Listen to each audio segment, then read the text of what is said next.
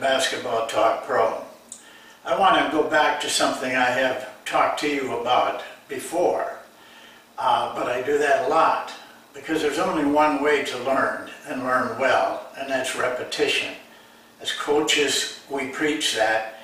I have to do the same thing with you. For one thing, not everybody is watching the same shows, the same segments, so it kind of fills in for them. But today I want to talk to you about, as the title indicated, the general health of your team.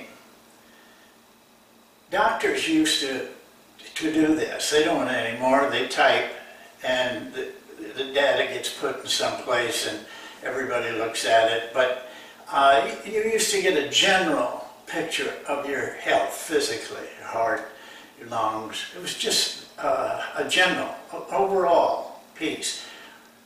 We can rate our basketball team the same way. And I'm going to show you one that you should know by now that we use. It really was started by a man in Ohio when I was a high school coach. He advertised in the magazines Scholastic Coach and Athletic Journals. They don't have those anymore, but I wish they did. They were great coaching magazines, but apparently they couldn't make enough money with them, so they did away with them. But he just advertised a little ad there, you know. He advertised it as, I remember, not a statistical thing, but a way to evaluate your team. And he charged, I don't know what he charged. I would be surprised if he charged $100. But for me, at that time, it was very expensive. And but I bought it. And I used it ever since. And by the way, so has everybody else. I don't even know if this guy was a coach. His name was Paul Keller. And Dick Lean, going through some of his boxes, found the actual booklet that he sent to us when we paid him by check in the mail for his expertise.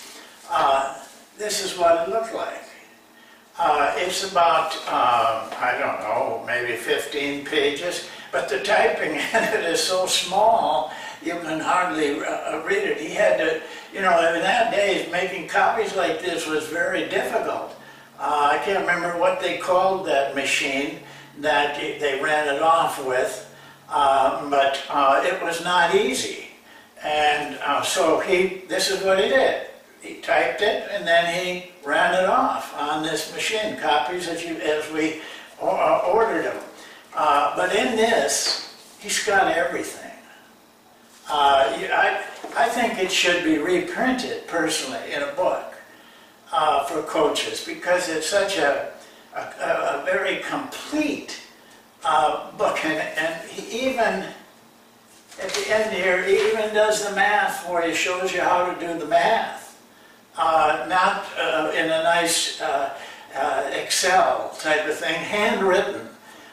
This is what you do. You divide this and you multiply this. And I mean, he had everything. He even would throw in, every once in a while, a inspirational quote to keep you going. But this is Paul Keller's evaluation of a team. He had a term for it.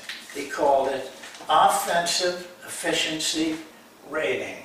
Offensive efficiency rating. You should write that down. That is different than points per possession, though they come up with the same answer. This is general. This is the whole team. Points per possession are usually one specific area within the team, which is very important as well. And DER, Defensive Efficiency Rating, that's what he called it. Those were the names that he used. But from that, you can really see the health of your team because it comes out in one simple number. And it is used today, but it should be used a lot more. Basically, what you have to do is keep track of your possessions. The scoreboard will keep track of your points. But to get a rating, an offensive efficiency rating, you divide your points by the number of possessions. 80 possessions, 89 points. Your OER is 1.11. The number 1 is the key. It'll always be around the number 1.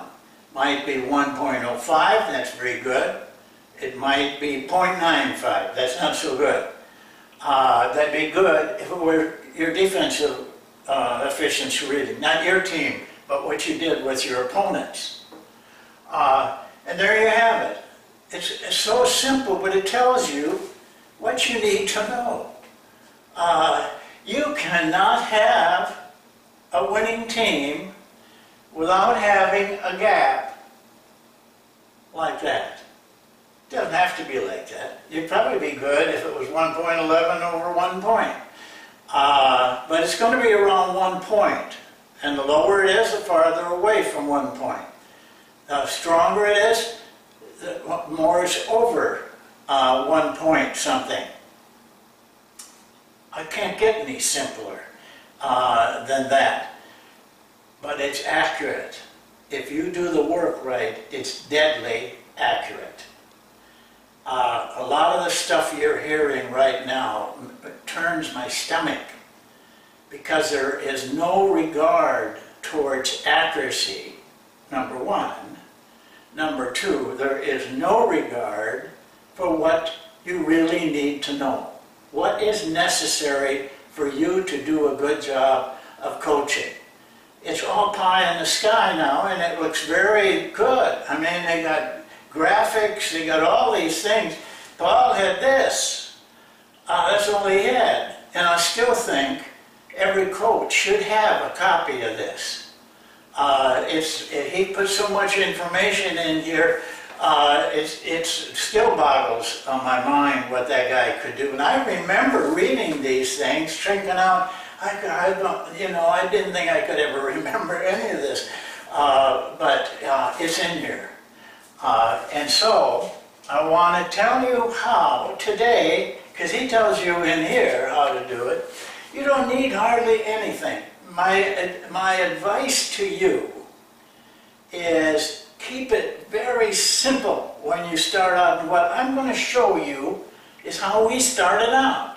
Now, I've had 3 assistants through my career that were standouts in this area of statistics. Rick Starzicki, you heard him talk. Jim Sleeper, who now is a big-time scout for NBA teams, and Mike Moshik.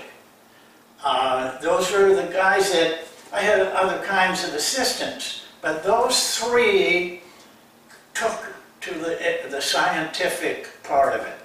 Rick Starzicki is a guru in this. I mean, he knew it backwards and forwards, and we could do things that were very advanced, but you don't need to be very advanced. Just do this. Here, I drew up a chart. That's all you need is a pad of paper and a pencil. And make this little chart on each one of your sheets. Here, I just went to 10, but you could go down. Most pads will have about 25. Just number them, 1 through 25. Make a little column there, and then make another little column right here. And what you do is, this is possession number 1. Then you write down the points scored in that possession. They didn't score any points. Missed the shot. The other team gets the ball. That's the end of a possession when the other team gets the ball.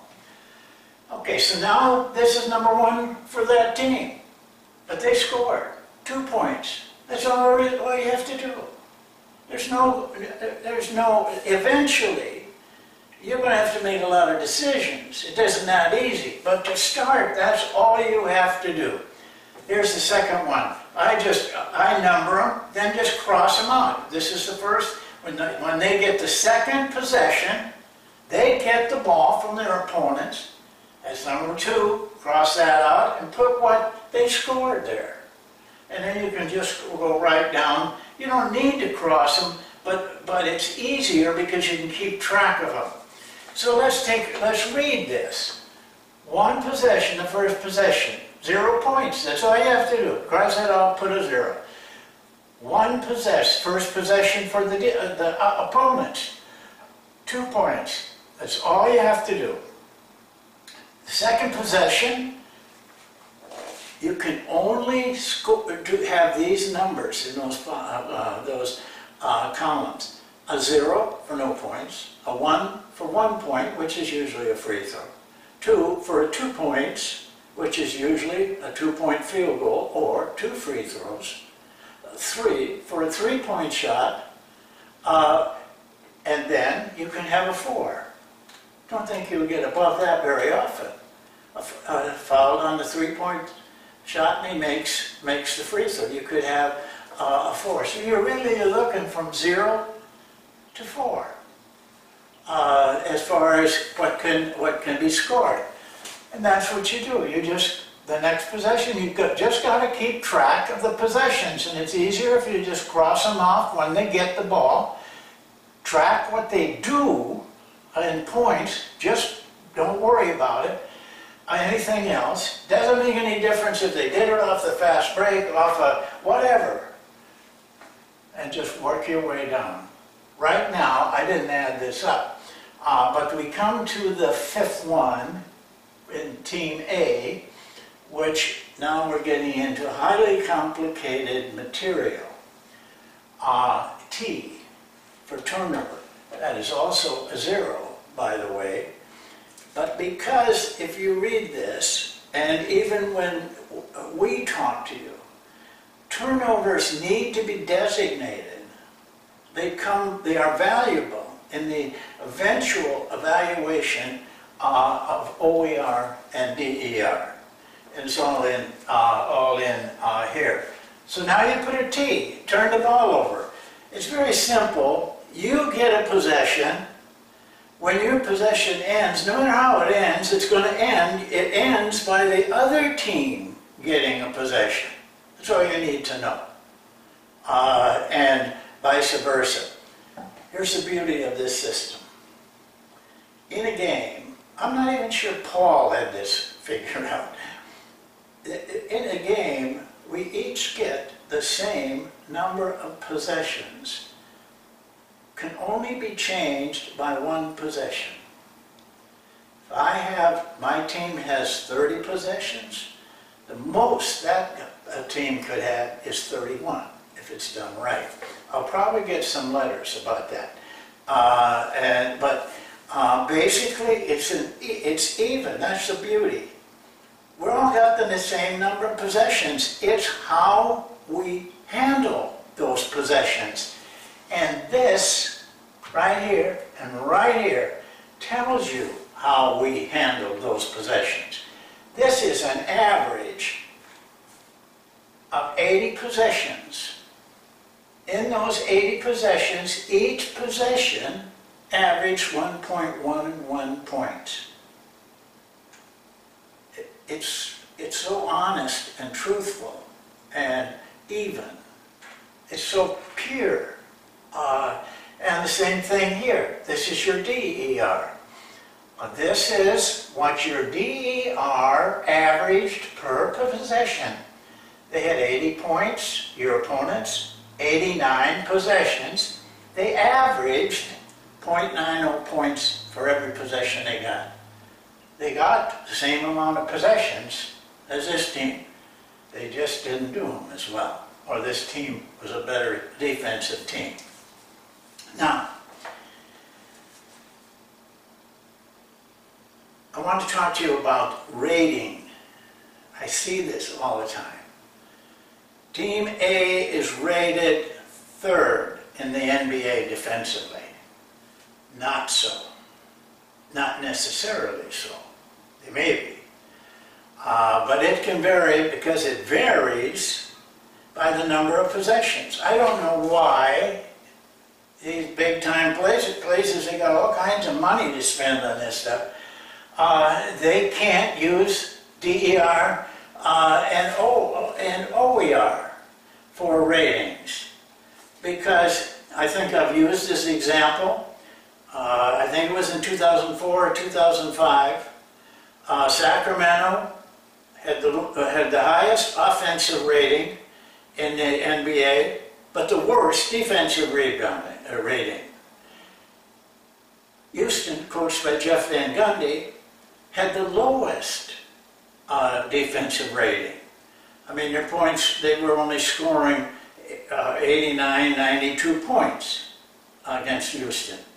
Whereas Sacramento, they were scoring 95, 96 points. But it was a difference in possessions. I did it, and I was stunned when I did it. It turned out that Sacramento had a better DER than Houston did.